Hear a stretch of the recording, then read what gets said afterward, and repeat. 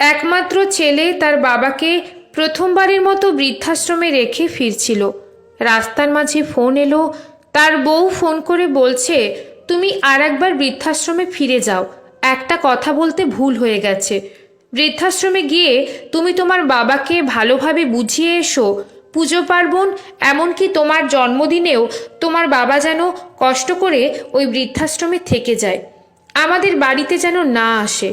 বাধ্য হয়ে বউয়ের কথা মতো আবার ওই বৃদ্ধাশ্রমে ফিরে গেল। সেখানে গিয়ে সে এক অদ্ভুত দৃশ্য দেখতে পেল।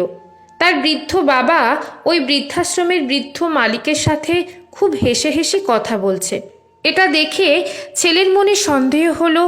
সে মনে মনে ভাবল, বাবা কি তাহলে আগে থেকেই এই বৃদ্ধাশ্রমের মালিককে চিনত? কে জানে, হয়তোবা। তারপর অপেক্ষা করতে লাগলো। কিছুক্ষণ পর বাবা ওনার নির্দিষ্ট কামরায় চলে যাওয়ার পর ছেলে ওই বৃদ্ধাশ্রমের মালিকের কাছে গিয়ে জিজ্ঞাসা করলো, স্যার, একটা কথা জিজ্ঞাসা করছি, কিছু মনে করবেন না। বলছি যে একটু আগে আপনি আমার বাবার সাথে যেভাবে কথা বলছিলেন, তাতে কেন জানি না আমার মনে হচ্ছে আপনারা পূর্ব পরিচিত। সত্যিই কি তাই? অনাথ আশ্রমের মালিক বললেন, হ্যাঁ, ওনাকে আমি প্রায় 40 বছর আগে থেকেই ভালো করে চিনি এবং জানি।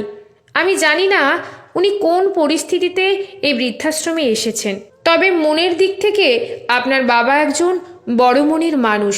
ছেলে বলল, আমি তো সেটাই জানতে চাইছি, বাবাকে কিভাবে চিনলেন?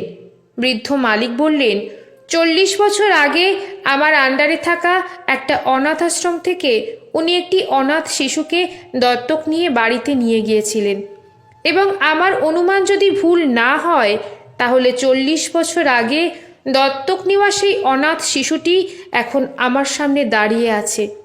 এই কথা শোনার পর ছেলেটির আর বুঝতে বাকি রইল না 40 বছর আগের সেই অনাথ শিশুটি যে উনি। ছেলেটির চোখ দিয়ে অঝোর ধারায় অশ্রু ঝরতে লাগলো। ছেলেটি হাউমাউ করে কাঁদতে লাগলো। আর দেরি না করে দৌড়ে তার বাবার কক্ষে গিয়ে ওনার পা ধরে কান্না করতে লাগলো। বৃদ্ধ বাবার পা ধরে বলতে লাগলো, আমাকে ক্ষমা করে দাও বাবা, আমি অনেক বড় ভুল করে ফেলেছি। দুদিনের ভালোবাসার জন্য 40 বছরের ভালোবাসাকে আমি ভুলে গেছি। ছেলেটির এই করুণ দৃশ্য দেখে বাবাও কেঁদে ফেললেন। তিনি ছেলেকে পা থেকে তুলে বুকে জড়িয়ে ধরে বলতে লাগলেন, ধুর বোকা, এর জন্য কান্না করতে আছে? আমি তো তোকে অনেক আগেই ক্ষমা করে দিয়েছি। এবার ছেলেটি কান্না থামিয়ে বাবাকে সেই বৃদ্ধাশ্রম থেকে নিয়ে বাড়ির দিকে ফিরে গেল।